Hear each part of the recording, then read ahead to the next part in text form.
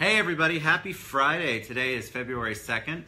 I'm excited to have Lydia Pisano on the show with me today. Welcome. Thank you. Let me know you can hear me and see me and Lydia. We tested it all out, but you know how I panic about that these days. But let us know that you can hear us and see us. Sometimes it even does, it says live, but then, okay, so Susie Parker's on. Thanks, Susie. Let us know that you can hear us or see us. And that and see, I've got it on, so you can definitely hear us. Hold on.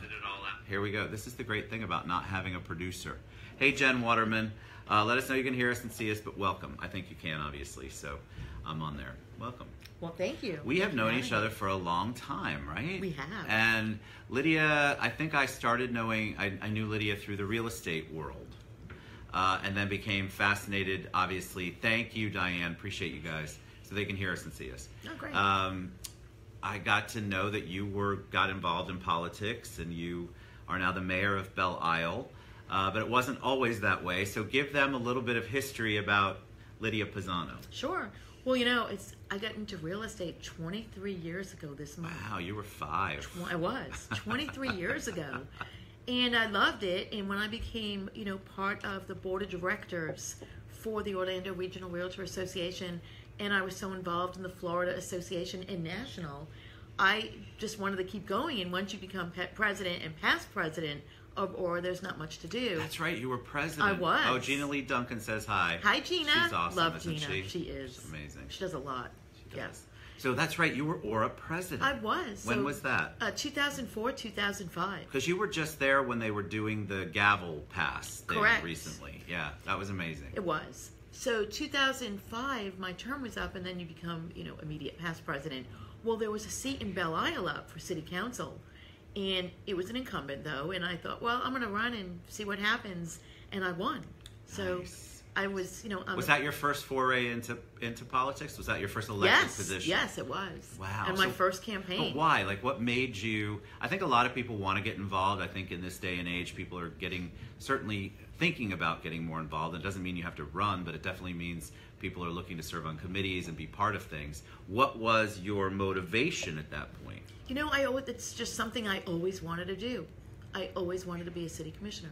Actually county, but I figured I would do city first. Why not? What a beautiful city. It is a beautiful city. I love Belle Isle. And we've done some amazing things, and I'm just so excited to see the city push forward. And then when our former mayor, Mayor Brooks, decided he wasn't going to run again for mayor, I decided to step up and run for mayor. Because you had served as... city commissioner for 10 years.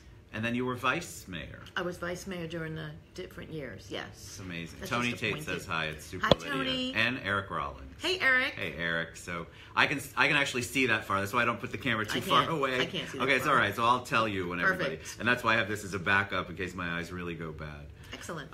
So tell them a little bit about being in this real estate world right now. You were giving me some updates, which I'd love for you to share, on what's going, as much as you want to, what's going on in the real estate world. There's a whole bunch of things going on that are impacting Belle Isle, but really impacting the state. People don't realize all of the issues. A lot of them come from the state.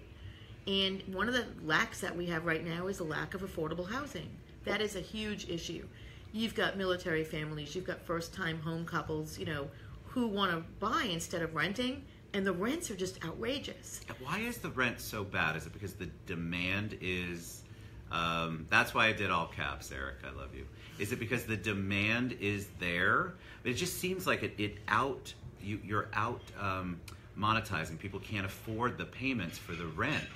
And so I see them all going up, especially downtown. There's a ton of apartment buildings and all that going downtown.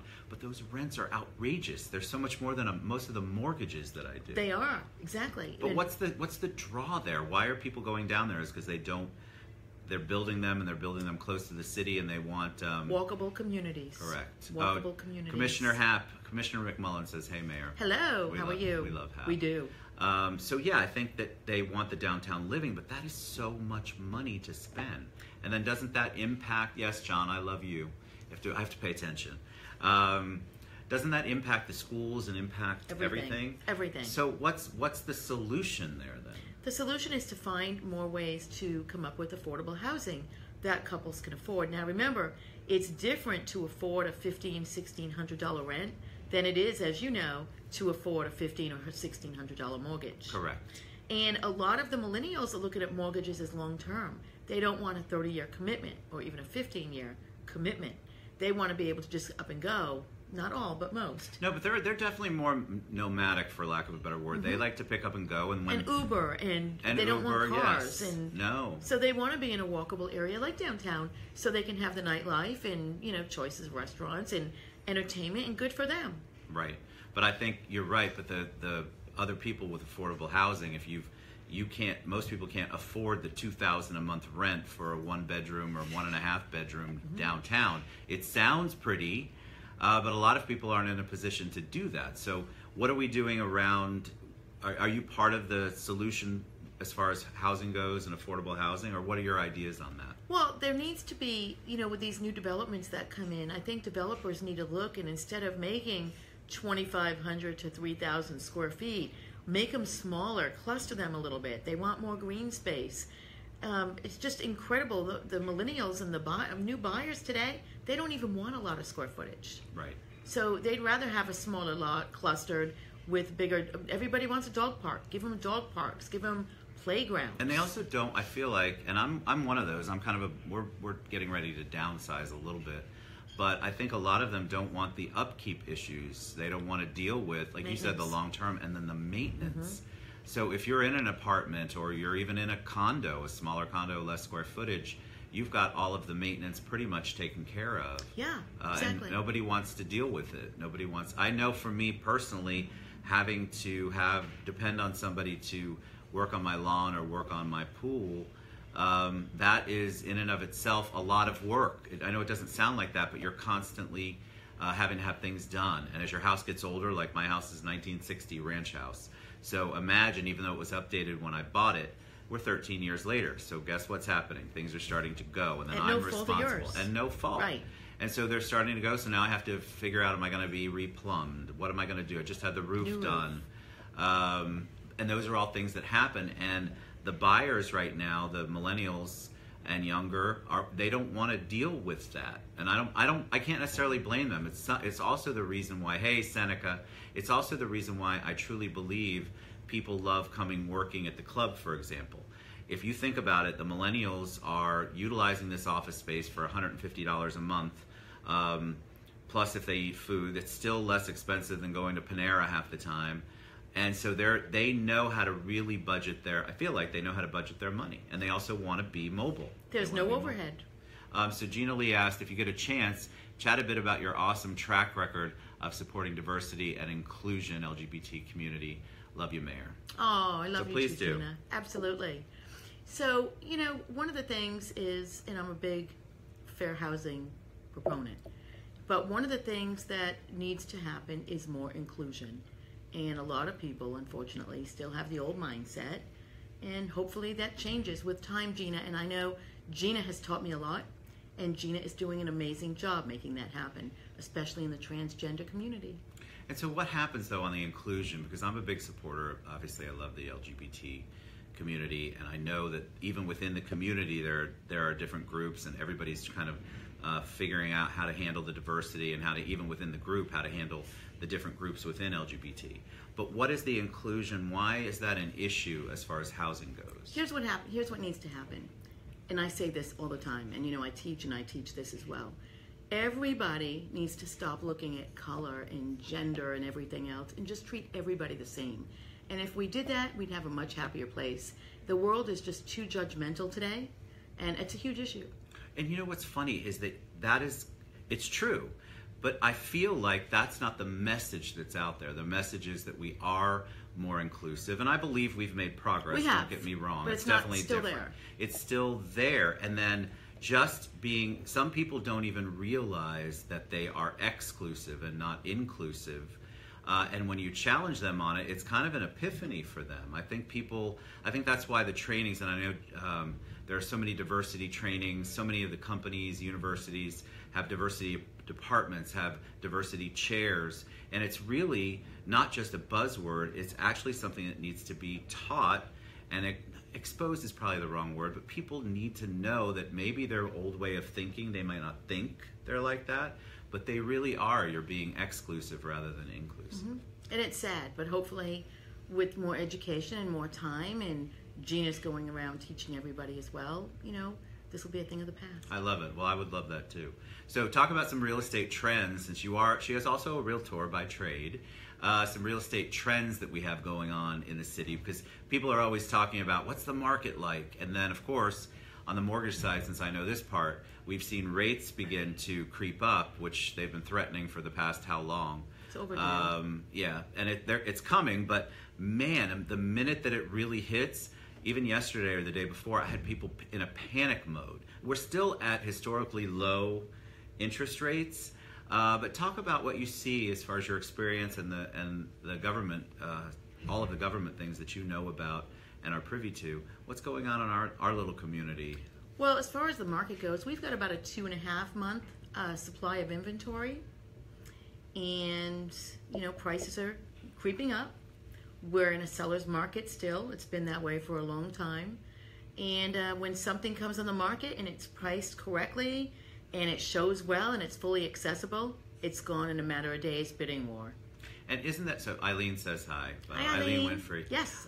So isn't that interesting too? Because the pricing, and just to really, so people will listen, I hope, that are not realtors, the pricing is so important. And so when you see that your house, you didn't want to listen to your realtor, and you see that your house is not selling in this market, it's almost always the price point, right? My little saying is price cures all. Price cures all. And I think that's what happens. And in this particular market, you're right, it's a seller's market. Usually when I'm giving a pre-qual out for a borrower, we've got to get it in fast. It's got to look good because there are so many other offers that are coming in. And as long as you're right, it's priced right, then the seller's got so many options, and the listing agent or seller's agent, they can pick and choose and you what get they want. one shot. You get the one shot. So make that offer a good one. And that's what I tell them, especially when buyers want to go in, well, should we try this? No, you don't have time to try that. Right. Because guess what? There's going to be 5 to 7 offers. That's an average. And you may not even be looked at other than the seller to say no. And a lot of it has to do with what company you're getting the pre-qual. Definitely. I hate to say that, but it's true. It's true. Also, what type of loan? Hey, Colleen, what type of loan you're getting? So all of that is so important. So when you're working with your realtor on the buyer side, make sure that you've got the right backing there, because I hear that a lot. Like, I love VA loans. Like, that's one of my favorite things to do is to work with vets. Realtors in general are not liking them, and it's so interesting to me because if it's done properly, that's part of the problem. If it's done properly and they're qualified properly, it's an amazing loan to have. But realtors are not accepting those as much as they're doing FHA and conventional. And it's sad because the veterans are the ones that fought for our freedom. Yep. Or are fighting for our freedom. And it's sad because a lot of agents do not know what a VA loan entails. Correct. They're just ruling them out completely, and I just don't think that's fair either. I think we should definitely, Aura or WCR, some of these organizations we're in, we should do some education on that, because it really is a matter of not understanding that loan. But gosh, when a vet comes to me, I am determined to get that VA loan done. And you're right, Colleen, VA loans are one of the easiest to qualify for. Mm-hmm. So just because it's easy to qualify for, remember they're a vet, they're not offering it to everybody else. So only veterans can get this. Only active military can get this, and you really have to work with a buyer's agent and a mortgage company that understands that. But you're right, on the real estate side, I wish the listing agents would be more amenable to that, and I think it's education. Well, you know what I think it is? I think it's the fact that these VA appraisers, who they have to come out and qualify the house also, they don't want that hassle. Correct. I'm the first one to be able to go and challenge a good appraisal any day of the week. And, we'll do it for our veterans. They fought for us. We should be fighting for them. I totally agree. I'm a big vet fan. We're actually going to do, I was telling Lydia that we started our first video series, and we're going to start doing many more, but one of them is going to be about heroes and a lot of veterans on there, and I'm going to have 2 vets on the panel with me, so when we film the shows and we meet with the veterans, we're going to get their stories out. So right. I'm just such a big proponent of that. I didn't mean to get off on a tangent, but that's so important. And the VA loans, it just drives me crazy when I see my vets not getting their offer accepted, and I know it's because it's a VA loan. You should have a VA appraiser too. should have a VA Definitely. appraiser. I like that. All right, so good stuff. All right, so talk about our local government. What's it like to be mayor? I love it. I love the title. I want the people call me the mayor of the Citrus Club. I joke. I think that's That very is so funny. cool. It's very sweet. And you don't have to run. And I didn't have to run. The most election money I'm spending is on whatever's allegedly in my coffee cup right now. There you go. But I think that is so cool. Especially, I love Belle Isle. So I used to drive around. I went to Liberty Middle School, Colonial, lived in Conway, so very close around there. And I used to drive around the main road, Hoffner, I think, that went around. It had that Hoffner, beautiful Nela. house on the left that had all the glass, and you could always see through to the lake. But what's it like to be mayor? I love it. It's great. It's so great giving back to our community and watching our city grow in a positive direction. We're getting a lot of younger families with kids. You know, we still have a lot of people who've lived there forever, 80s and 90s, and it's just so cool to see how long they've lived there and to hear the history and to learn from them. But now we're also, because of Cornerstone Charter Academy, our city school, so to speak, and our police department, we're getting a lot of younger families with kids moving in to the city. So it's pretty cool. And are the back to real estate a little bit, because if they're moving in, the price points are good over there. Your value is good over there. Values is still up, especially, you know, we have a lot of lakefront homes. So Correct. A lot So of homes on the lake. Commissioner McMullen says she's an awesome mayor. I love serving with her in the local community. Thank Hashtag you. the Tri-County League. Well, we're having our Tri-County in Belle Isle on February 15th, so I hope you'll be there. And Colleen says, go Ducks. Love our Cornerstone Ducks. And I think that's amazing. Do a lot of cities have a charter school that No, like that? this is the first. So talk about that. Talk Well, a it's little K to bit. 12. It's K to 12. K to 12, I so did we're not know really that. excited about that. Yeah. And so how does that look? Is that a lot of work? Does the city have to put a lot of effort in? Is it open only to Belle Isle citizens? No, it's not. residents? It's under a public school, even though it's a charter school. It's K to 12, but we specialize in life sciences and biomed. So we have partnerships with Nemours and some other medical facilities Wonderful. as well. We have a lot of Nemours doctors living in our city, which is great. I would love. I have an invitation for you. I need to send, because STEM is basically what you're talking. That's sort of you said science and med. Okay, Biomed, life sciences. Biomed. So that's so important. I mean, with Medical City here, Poly. Oh, look, see, Colleen says my son is graduating senior this year. Can't wait. I will That's be awesome. there. I have not missed a graduation yet. Florida Poly has come in to play here, and I met with Dr. Avent. He's absolutely amazing, and he was actually on the show, and they are so STEM-based, but they want to expand and make it a little more open. But STEM is so important. I think a lot of people don't know what that even means or how important it is to our future community, our future economy. And so talk a little bit about that. So why is the school different, and why is it going to make such a difference in the community? Well, first of all, it's different because it's a K to 12. You don't see too many K to 12 schools. And a lot of parents love it because they can do one drop-off and one pick-up and not have to go to 2 or 3 different schools. I love it. So it's great. They wear uniforms, which I think puts everybody on an equal basis. It's not who's got the designer clothes and who doesn't. And, you know, so that helps. I love that, actually. I remember my kids went to, and before I say that, Kim Hampton says, hey, from Kim Scott, your boyfriend Mason. We I love Mason. I absolutely love And that Kim and baby. Scott, too. Yeah, they're awesome. I hope I get to meet Mason before he graduates. Well, I helped him when he was a baby. Kim had some kind of party. I forget what it was. It was a thank you at the porch in Winter Park. And I love babies, so she was kind enough to allow me to hold him. And I got my baby fix. Of course, that was a few years ago, because now he's running around like a toddler should. But Exactly. we love you Cute. guys. So what do you see as far as what we need to do as a community to get involved? So you obviously are super involved in the community, and I think a lot of people want to know what's the best way to kind of get my foot in the door working with the community. And do they even have lists that we can look at? Are there committees that we can look at? There are.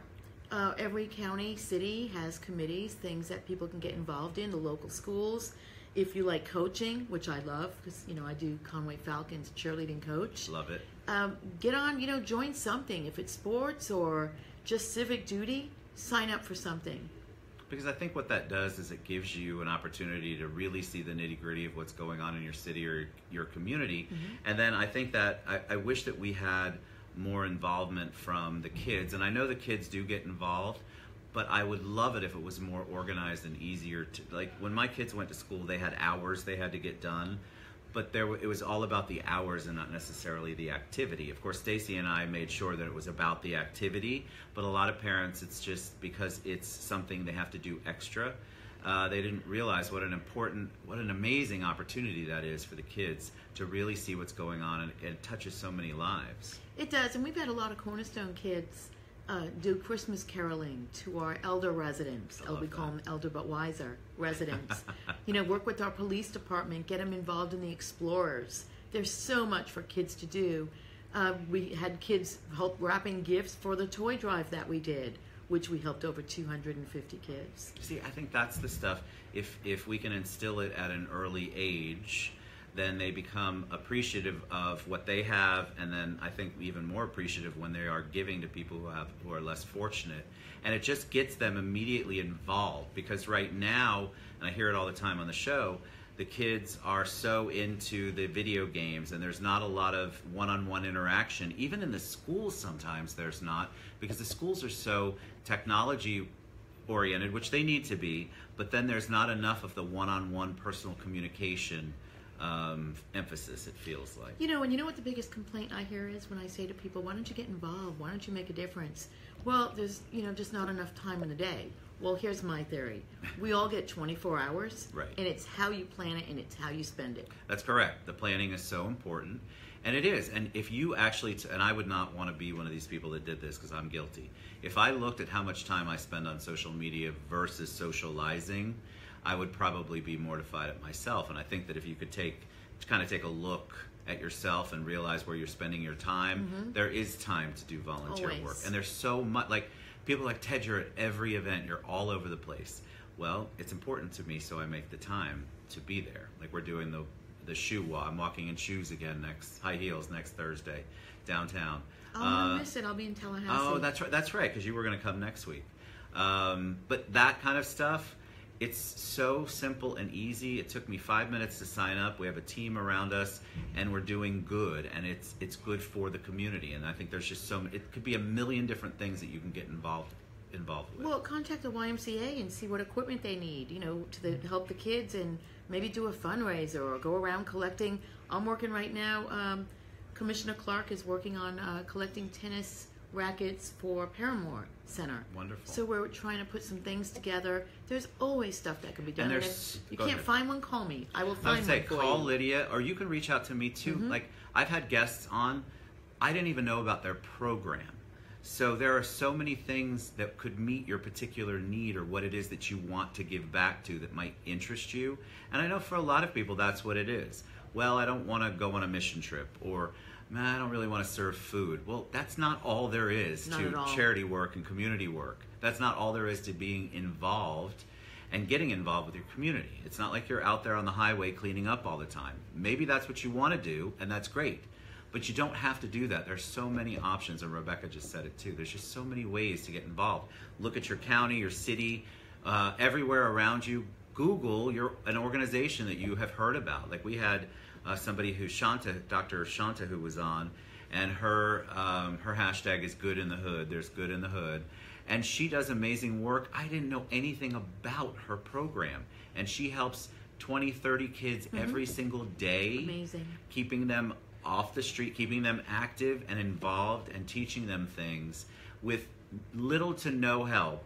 But she's on a mission, and those are the kinds of things you can find out. So yeah, definitely reach out to Lydia, reach out to me. Any parting words for that? See how fast it goes? Any parting words for them? Any words of wisdom? Real estate, politics, you name it, whatever you'd like to say. There's a lot coming down in politics. There's a lot coming down. Kathy Carson Wark. Oh, I love Kathy. Me too. Lydia, you do great work. You're an awesome person. Thank you. I love to read those comments because those are good. Thank you so and much. Eric Rawlings says, we'll be doing a lake cleanup on Conway Chain soon. Love to invite everyone to join. Actually, we're already planning one. I love that. See, that's the kind of stuff. So you get engaged. Yeah, we're planning one. We've got a city one. So tell any parting words of wisdom or anything that you want to share with them? No, just get involved. And I'm telling you, the more you get involved, and it comes back to you too. So, you just learn so much. We had parents bring their kids into the toy drive and make them each donate a toy. It was amazing to learn to the kids. They called it the unfortunate kids are going to be getting these toys. Wow. And it's a cool thing. So parents, please get your kids involved sooner than later. I agree. It makes a difference. And there's, again, so many ways that you can. But because they want to do it. Correct. Yeah, you don't want. This shouldn't be a disciplinary thing. Yeah. It should not be a timeout for them. It No. should definitely be something that you build. You have to build the environment as to how they're going to think about it. So if you build it and you create it so that they are 100%, don't you love the club? We love you guys.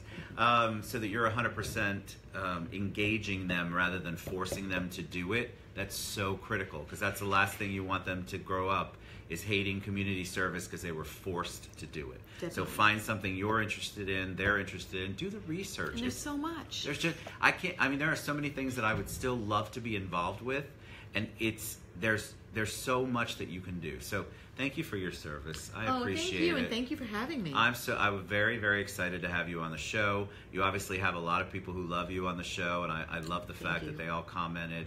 We'll give Lydia's contact information, how to reach her, because when she says give her a shout or email her, she means it. So reach out to her. She'll give you some ideas. I encourage you guys to do it.